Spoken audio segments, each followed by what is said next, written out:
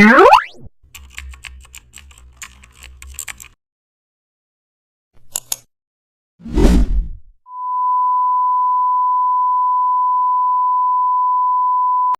depth is built through layering instead of effects alone, the design instantly feels more premium. Today, how to create layered speckle depth texture. Open Photoshop and create a 2048 by 2048 pixel canvas with a dark muted blue background.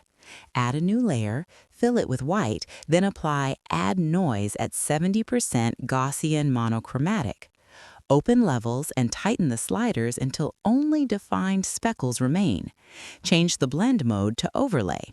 Duplicate the layer, scale it slightly larger and reduce opacity to around 60%. Duplicate again, apply Gaussian blur at 1 pixel and lower opacity further so it appears distant. Group all speckle layers